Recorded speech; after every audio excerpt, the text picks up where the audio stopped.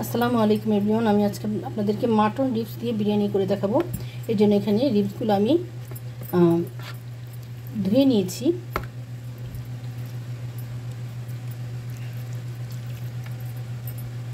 Mutton রিবসগুলো দিয়ে আমি আপনাদেরকে বিরিয়ানি রান্না করে দেখাবো, মাটন বিরিয়ানি।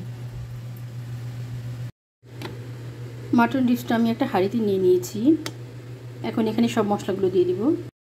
আমি 2 টেবিল চামচ টক দই নিয়ে নিয়েছি।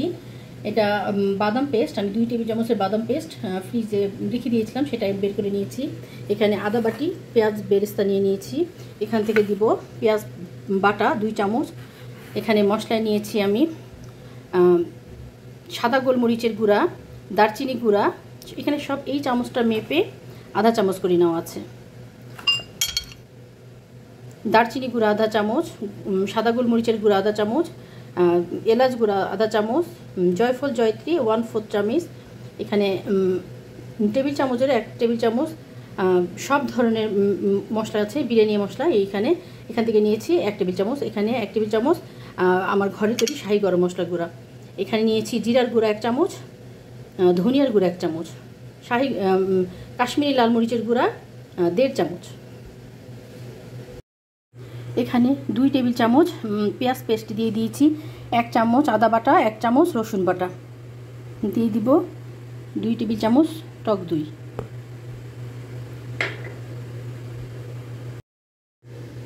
এখন এখানে দিয়ে দিব সব মশলাগুলো, দিয়ে দিব পেঁয়াজ বেরেস্তা,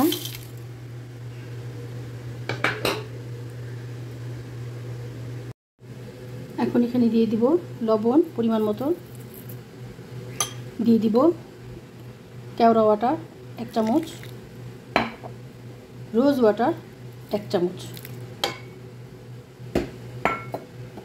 এখন সব মশলাগুলো মাংসের সাথে মেখে নিব।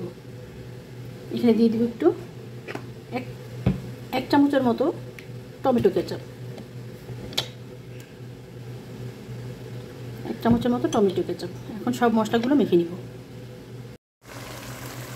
এখন এখানে মাংসটা আমি বসিয়ে দিয়েছি, মাটন রিবসগুলো। এখন এই মাংসটা আমি এইটার থেকে যে পানিটা বের হবে, এই পানিটা শুকানো পর্যন্ত রান্না করে নিব।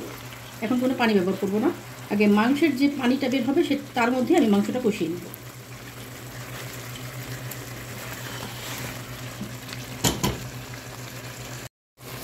এখন আমি বাদাম পেস্টটা দিয়ে দিব মটনের সাথে। এখনও আমি পানি ব্যবহার করিনি, মাংস থেকে এরকম পানিটা বের হয়েছে। এই পানির সাথে আমি ভালো করে গোশটা কষিয়ে নেব। এখানে আমি তেল ব্যবহার করিনি, এখন আমি তেল দিব।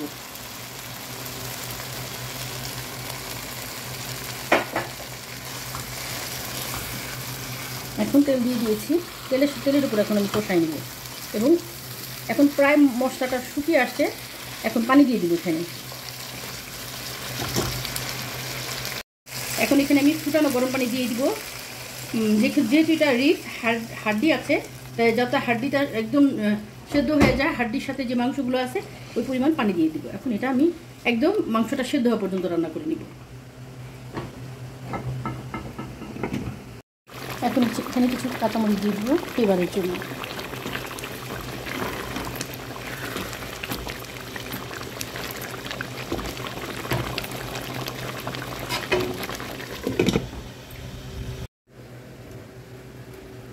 এখানে মাংসটা প্রায় হয়ে গেছে, উপরে তেল উঠে আসছে। এখন আমি চুলা অফ করে দিব। এখন আমি রাইসের প্রিপারেশনটা করব।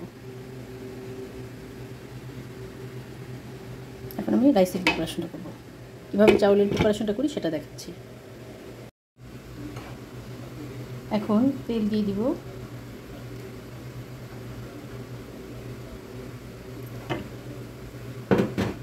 দিয়ে দিব লেবু, 2 পিস লেবু চিপে দিয়ে দিব।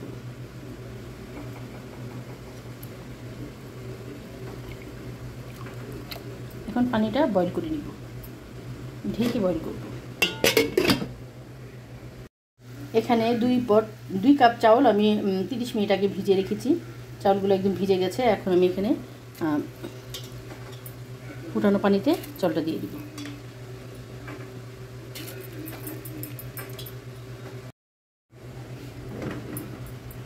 এখন চাউলটা আমি 80% রান্না করে নিব। এই যে লেবুটা দিয়েছি, লেবুটা এখন তো দিয়েছি, নামানোর আগে চাউলটা তখন এই লেবুটা ফেলে দিবেন। লেবুটা বিরিয়ানির মধ্যে দিলেই লেবুটা তিতা হয়ে যায়। এখন 80% রান্না করে নিব। এখানে বিরিয়ানির জন্য আমি এখানে একটু দুধের মধ্যে স্যাফরান গুলিয়ে রেখেছি, এখানে একটু রেড ফুড কালার মিলিয়ে রেখেছি, গোলাপ জলের মধ্যে নিয়েছি কিছু ধনিয়া পাতা কুচি, কাঁচামরিচ, তারপর রোজ ওয়াটার, কেওড়া ওয়াটার, ঘি, পেঁয়াজ বেরেস্তা সব রেডি করে রেখেছি। এখন চাউলটা প্রায় 80% হয়ে গেছে। এখন আমি পানি ঝরিয়ে নিব। উপর থেকে যে মশলাগুলো, লেবু, তেজপাতাগুলো আমি ফেলে দিয়েছি। এখানে আমি কিছু গোশ উঠিয়ে রেখেছি, এখন এখানে দিয়ে দিব কিছু গুঁড়া দুধ। এখন এখানে দিয়ে দিব কয়েকটা কাঁচামরিচ, কিছু ধনিয়া পাতা কুচি, দিব কিছু পেঁয়াজ বেরেস্তা। এখন এখানে রাইসটা দিয়ে দিব।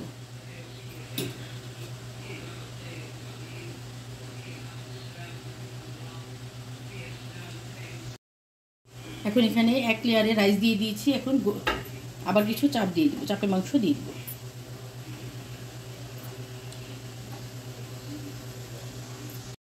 দিয়ে দিব কিছু কাঁচামরিচ, কিছু ধনিয়া পাতা কুচি, কিছু গুঁড়া দুধ, কিছু পেঁয়াজ বেরেস্তা। আমার এই পেঁয়াজ বেরেস্তার রেসিপিটা খুব তাড়াতাড়ি আমি আপলোড করব, আপনারা তখন দেখে নিন রেসিপি পেঁয়াজ বেরেস্তা। এখন দিয়ে দিব কিছু কেওড়া ওয়াটার, এখন দিয়ে দিব রোজ ওয়াটার,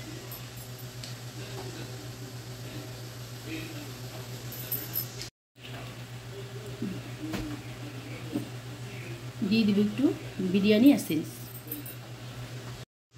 এখন আবার উপরে রাইসটা দিয়ে দিব।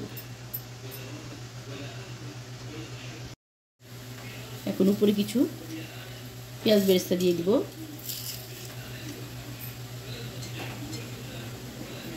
কিছু ধনিয়া পাতা কুচি দিয়ে দিব।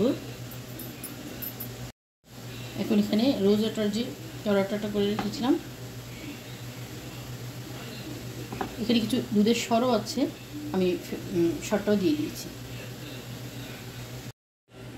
এখন এখানে রোজ ওয়াটার দিয়ে কিছু রেড ফুড কালার মিলিয়ে রেখেছি।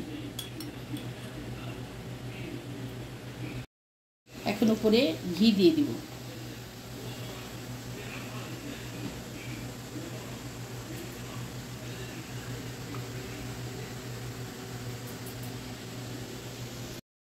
একটা ফয়েল পেপার দিয়ে দিয়েছি। এখন এটা ঢেকে আমি 15 মিনিট দম করব। বিসমিল্লাহির রহমানির রহিম। মাশাআল্লাহ মাশাআল্লাহ তাবারাকাল্লাহ।